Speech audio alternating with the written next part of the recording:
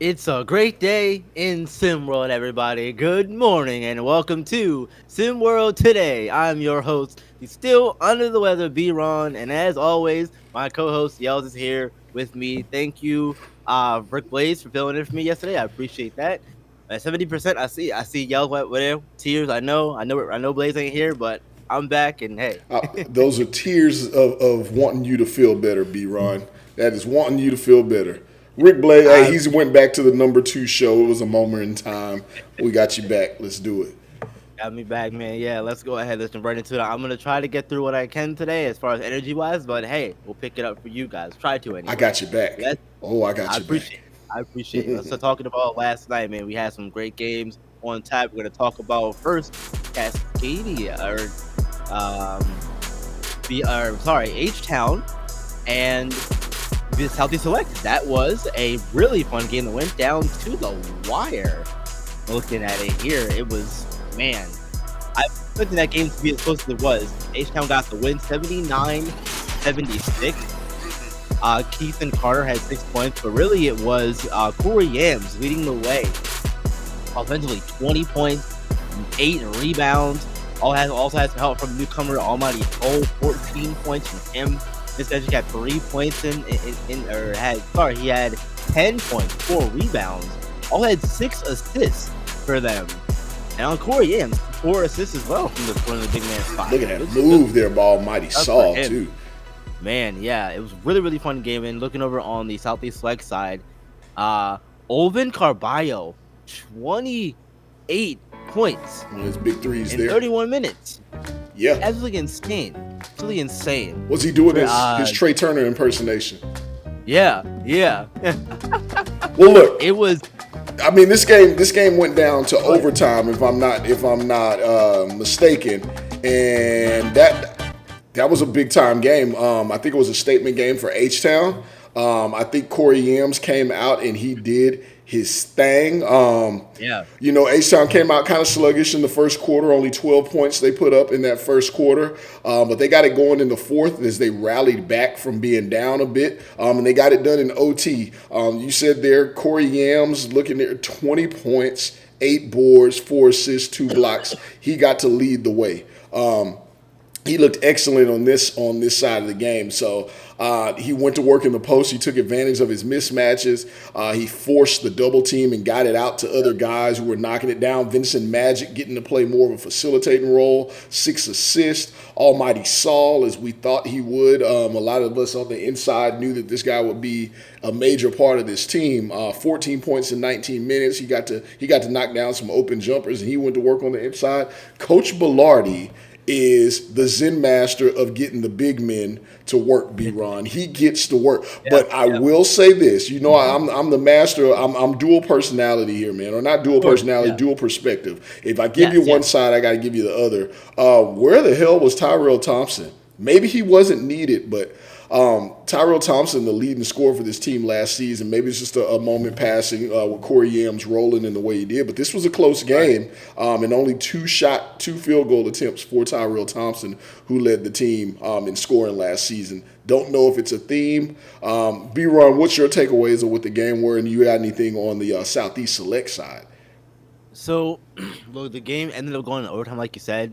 I'm really surprised to see that for the Southeast Select side. I didn't see a lot of production from uh Braun Braun Breaker. Breaker. No, not Braun Breaker. Braun Breaker, Brock. oh, we're back in the NXT, huh? Yeah, he's been Yeah, sucking for a minute. Brock Backer for Southeast Select. I was hearing a lot of talk and hype about him coming into the season. And in the first game, anyway, he didn't really deliver like I was expecting him to. He did a little bit of things, 4 points, 3 rebounds, and a block, but it wasn't what what I was expecting from him out of that first game. Gabe Pope also as well was the big surprise for me for Southeast Select.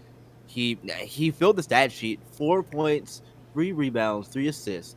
So he did a little bit of everything there too. But I expected more from him as well from the first game. I know it's only one game, so I'm not freaking out about anything yet. just something that I noted from Southeast Cyclone in that first game. Yeah, another standout point for me is Southeast Select, who is, you know, historically through 2 seasons now, been one of the better defensive teams. Gave up 79 points. Yes, it was in OT. They allowed Houston H Town to shoot 52% from the field. Yeah, And even more so, we know that the defense is their staple, but another staple of theirs, Coach Brad Lee, has been getting the entire team involved offensively, right, getting exactly, everybody on the right. court. Orvin Carballo, great night. Hats off to you, young man. You looked great, 28 points on 24 shot attempts. The next highest output of shot attempts on the court was Gabe Pope with 9. The ball was not moving like I'm used to seeing it move from Southeast Select, and I don't know if that's the new strategy tonight or if just Carballo was just rolling, so they let him keep going. He shot 50%, but that kind of Yeah, sticks out for me. if I had to guess, I do think that that's what it was. Sometimes when you have the hot hand, you don't want to take it away from them because they cool off very quickly. And I think that it was just a case of, like you said, the hand was just hot with Caballo last night, and that's just how it worked out. We'll see how things go. In the next couple of games, obviously, the next month, we'll learn more and more about these teams for the season as the games go on. But one game for both these teams so far, not freaking out just yet. Okay. All right. Well, we Only got the a, sun. we got another matchup that occurred too. Let's get in. We want to talk about Yeah. it. Lead the way, man.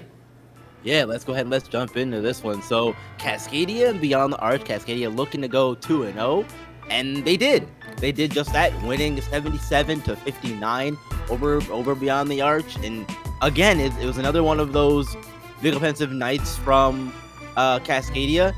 Kevon Jackson didn't have a 31-point game like he did against Bay Area, but he did put up 16 points. Jason Holbrook, though, led the team 17 points, 7 rebounds as well. That he's I heard a lot of talk about him coming into the season, and I think he might be the real deal in terms of what he was made out to be just in these first 2 games we've seen from Cascadia so far. But again, Holbrook, Jackson, Oh, got Tyshawn it. McGrady, and Tyree Wells also 17 points and 14 rebounds. Are you kidding me? Absolutely insane stat line for him. My Yeah, goodness. isn't he only 15, 16? I don't know. Young kid, big body. What I saw in that game, and I think you can see there in that highlight package, is I think he was playing more outside of the post, getting the show because he's a very nimble guy. Like when we get that comparison to Zion Williamson, yeah, just because someone's big, maybe you want to play him in the middle, but his ball handling ability, we saw a really great pass there on the break where he grabbed the board, and he was able to push the tempo. Yeah. A lot of his buckets came on, inside out where he faced up and he can go around the guy and then grabbing boards, being able to come from the outside in instead of having to bang bodies with people. He's just a Right. load moving north and south instead of playing with his back to the basket. 17 points, 14 boards as you put out there. Jason Holbrook. I think wherever he's from, he was Mr. Basketball, and I think he was for a reason. He showed it, 17 points. He went to work in the post, 8 of 9. 8 of 9 shooting, and those weren't Wow. gimme buckets. And then Kevon Jackson, who seemingly cooled off, 16 points, 8 boards, 5 assists, looking like Mr. Do It All, got to play his role. Daniel Irvin's going to come along. He's going to look pretty good. Tyshawn McGrady, 10 points in 23 minutes, 5 of 15. That's kind of how he rocks. I think we'll see a little bit more there. But man, Cascadia is looking tough, in my They are. opinion. On the They other are. side though, BTA, man, They struggled again offensively. they did. Johan Novajovic only had, well, but team high 16, 16 points, and the only player to get in double figures in points. Yeah, Next closest was Jerry Bixby was 9. and Jerry Bixby is a knockdown shooter. Jerry Bixby had 5 assists, looking really good out there. Yep, And yep. in a common theme through the first 2 games that we're kind of covering here, Noah Jovic, 21 shot attempts, 7 for 21, not a great percentage. Mhm. Ball not moving. You're kind of getting the ball in some of the ball dominant guys' hands, and they're forcing it, trying to show what they're capable of doing here early in the season, in my Right. Yeah. opinion. And I think that it's not It hasn't been obviously it hasn't been conducive. That's an 18-point loss for BTA. I picked them to win. It really was kind of a wish win there. Yeah, But I was thinking they would get after it a bit more defensively, and I thought I would see the ball move a bit more. But they're talented, and I do think that they will bounce back. yeah. Coach CC Light over there, he's definitely gonna get it figured out again. Early days of the season, it's gonna be a theme for the first month of the season. Gonna be early days and all of that. Everyone's trying to figure it out, especially with everyone making the race to win this season. The wins still matter because it's gonna come down to Seeding, seeding at the end of the seeding. day. That's what you're playing for is seeding. So it's not like you're not like you're not playing for anything. So you still want to go and win, obviously. But like like we said, it's gonna come to a point where they'll figure it out how things work best in their offense, that kind of thing. And with Beyond the Arch in particular, they have again, Neil Hahn is a very ball dominant player who wants to get his shot up at all times if possible. There was a shot he had in the package where it was a fadeaway, fadeaway three was something crazy, and it went in. And I was like, oh okay, like wow, That's his shot, though. That's his shot. Some yeah, guys you got to let them play their game, but you have to make sure that you temper just how much they're getting those, just how out of control they're getting. I guess that's how I'll say it. right, yeah, yeah, They get if you got to rein it in as a coach. Say, okay, we're gonna let you take whatever kind of shots you want, but we're capping you at about 15 shots, so that ball can move. So yeah, exactly, exactly. Well, look, they got plenty of time that they'll figure out, I'm sure. Let's get on to our final game recap, though, here that we have. Not all the games are good, but the final one that we have, a package for anyway, obviously. And that is the nightcap, rating praise and best scholars. mm, First time we're seeing both of these new coaches, both these teams with different perspectives. One of them having Tibet Town still. Newcomb Jackson has for rating praise, but Best Coast, whole new team without Lister's Outlaw. Trays were able to win the game though, 80-61, and after a 9-point first quarter for the Trays, they got it going. 23, 26, and 13 points in the last 3 quarters. They really turned it on late in that for the rest of the way. Fet Towns led the way, 19 points, 3 rebounds, 2 assists. Trayvon Sherwood, 11 points, 5 rebounds, 1 assist. Ethan Alexander, 11 points, 3 rebounds. They had a really good offensive night from those 3 guys. All 3 of those kids were in double figures for points. And then for Best Coast Ballers, Chapa led the way. He had 16, 4, and 3. Also had 2 steals in there as well. And I'm gonna jump in there, B-Ron. One of the things that I saw, though, or one of the themes were shots that you expect for BCB to knock down between Suno Choppa, who didn't have a bad shooting night, and DJ Davis, who had a really, really rough night. They weren't falling. Ali Cortez, throw him in there.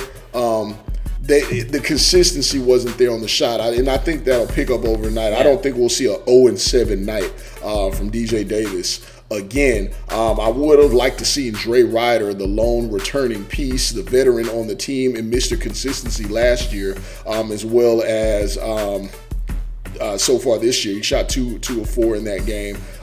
Would like to see him because he's been an anchor for this team. They didn't get to see it all. Jafet Towns going to work there. Jafet Towns really closed this game out. It was a relatively close game till you got to the fourth quarter. Late in the third and fourth quarter, Jafet took over. Ethan Alexander found his footing. His team really got going. Jason Crosser looked good playing within himself as well. BCB's got some things to figuring out who their guys are. I know in the post-game B-Ron, everyone wanted to make some statements about Coach Dominguez saying if he knew who his number 1, 2, or 3 was. I don't make much of that. I think it's clear who it is. You got guys on the team that are ranked. They just didn't get it done last night. Yeah, I agree. I think that's much ado about nothing at this point in time with everything going on. We know they had the DJ Davis controversy and all that stuff. It seems like that's behind them for now, but it's something to keep, in the back of our minds going forward. Obviously, if things do start to spiral, he got shot attempts. He did. He just didn't make any. Right. He got the ball up. He got to do his thing. And that's something that we're gonna go into later. But oh, B-Ron. Oh man. I know. Sorry, man. I hate it. But that's something we'll keep in mind for later on in the show. We'll Okay. come back to that. But that is one of those things where sometimes it's not your night, and that happens. It's sports. Yeah, It's gonna happen. So you have to be able to be okay with that and rationalize that in your mind. for sure. For sure. I think we keep it moving, and I know the producers say we have our 20-minute limit, so let's just keep it moving. Let's keep it moving. Yeah, for sure. Let's go. Let's do it. So look, in a surprise offseason move in the SWBA, Damian Lillard went and got traded to the Milwaukee Bucks. Now paired up with Giannis Antetokounmpo over there. I love that pairing. Personally, I'm a big Dame Lillard fan. I've been a fan of his for a while. He's had some great players that played alongside with him. If memory serves right, he did play with Brandon Roy at one point. If my memory is still working. Who? Br- yeah, Who played Brandon with Roy. Brandon Roy? Who is that? Damian Lillard. Am I not thinking of that No, right? they didn't play together. Timeline's off. Nah, Timeline's off. Okay, timeline's off. nah. All right. That would have been a Timeline's off. championship. It was somebody here. I forget those. Anyway, LaMarcus. Lamarcus. LaMarcus. That's who it was. Yeah. Thank you, Lamarcus Aldridge. Yeah. LaMarcus played with Brandon Roy, I believe. Lamarcus Brandon Roy. Okay, yeah. My timelines are all off, man. But I could be wrong. We'll get corrected, but keep it moving. yeah, exactly. But with those two teaming up together, who is this combo better for? Is it better for Dame or is it better for Giannis? I don't like it for either one of them. I'm not a big fan.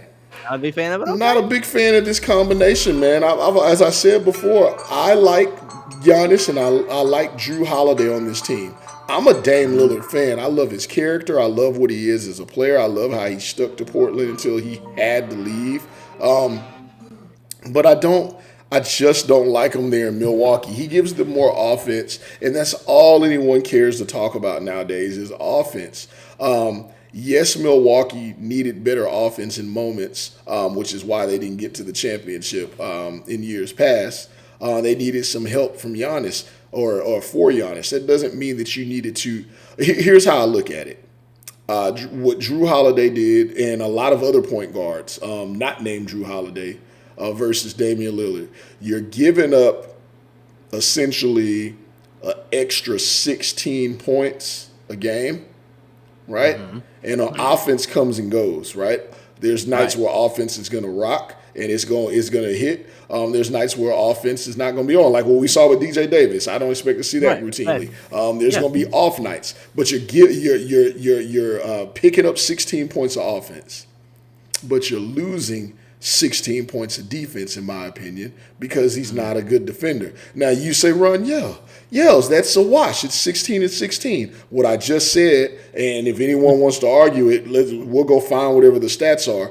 Offense comes and goes. It's variable. Defense is consistent and stable, and it sits there. So that 16 average is going to really be a higher average points on defense that's being held on a night-to-night basis because you can bank on that defense being played. The other player may get hot or what have you. Yeah. But that offense for defense trade out, I'm not a fan of. So Damian Lillard for Portland was a right fit. When you don't have a comparison to compare it to, Damian Lillard is that guy. I love it. When you go out there, drop 30, 40 a night, hit the winning bucket, yes. But when you have a solidified defense, you have a bona fide identity as a team, and then you swap that out. Now I'm going to compare it. Now I'm going to compare his 25 to 35 points a night. I'm going to compare it to another defender taking about 15 to 20 points off the board for the other team, and I don't like it. Okay. I hear you. I hear what you're saying. I think that the pairing is better for Damian because he doesn't have to be the guy to do it all anymore. He's been doing that for years in Portland, and they didn't get him any help around him for years. So now he's in the spot where he's with Giannis and he's with Brooke Lopez. He doesn't have to do a whole lot, and he doesn't have to do all the work anymore. And for me, that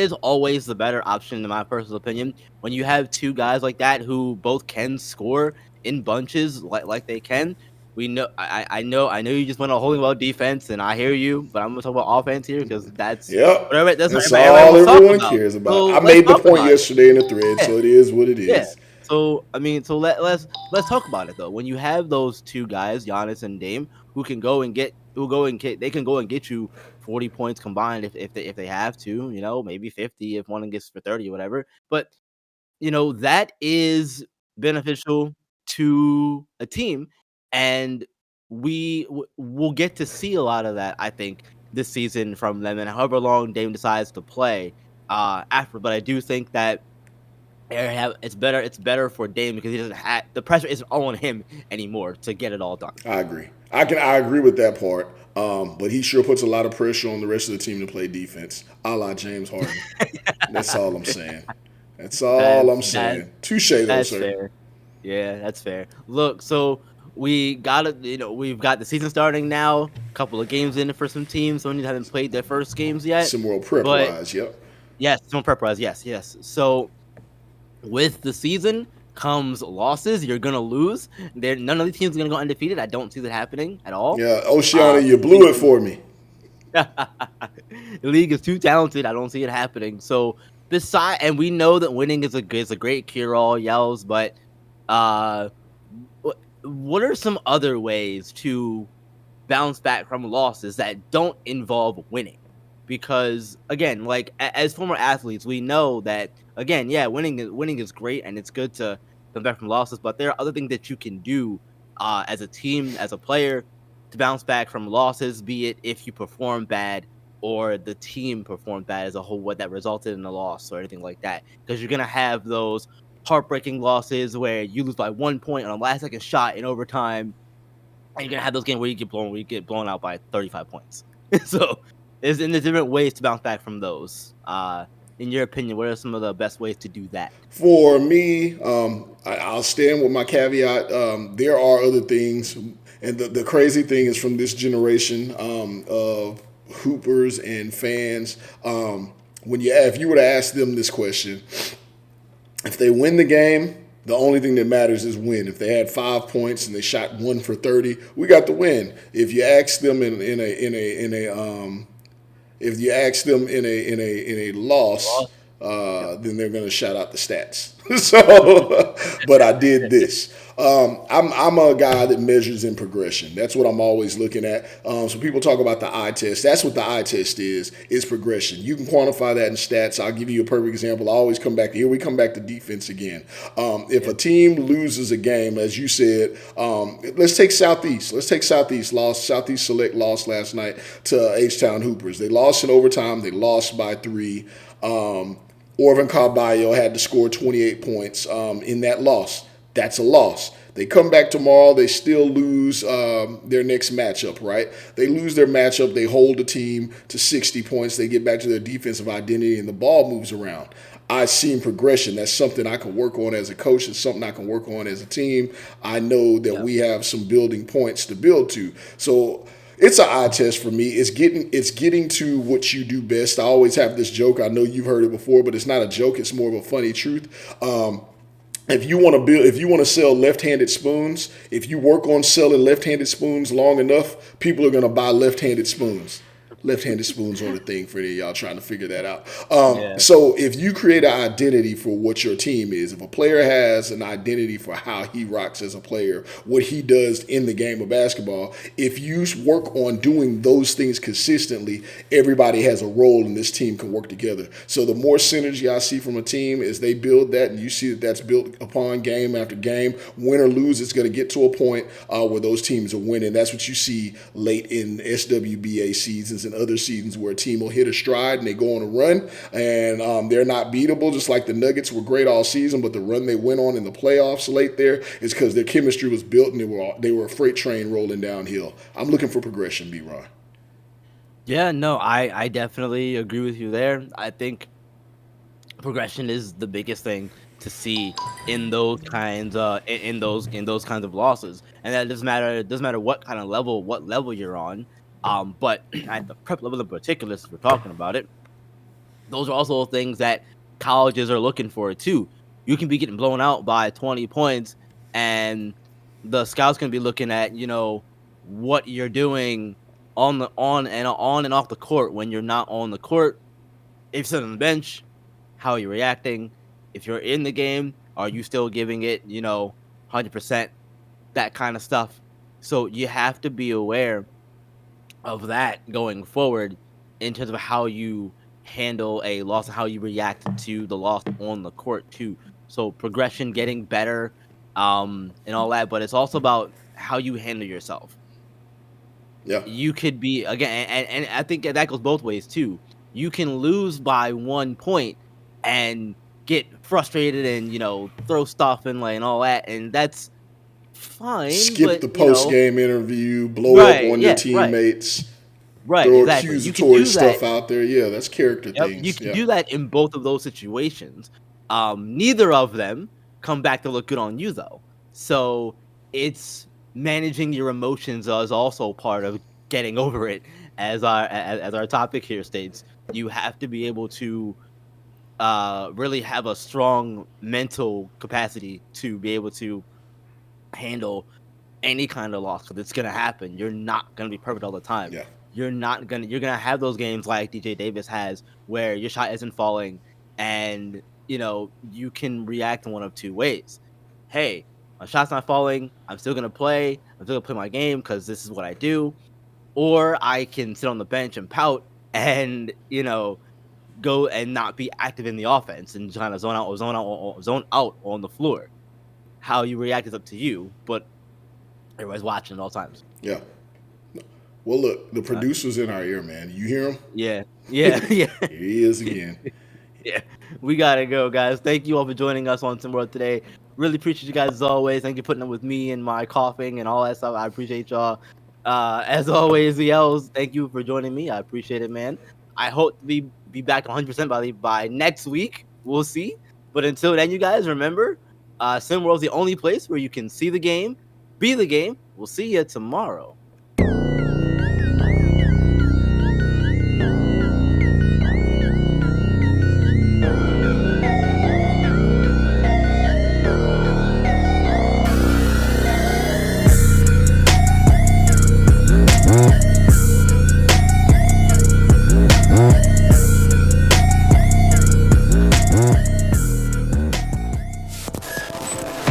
This has been a presentation of SimWorld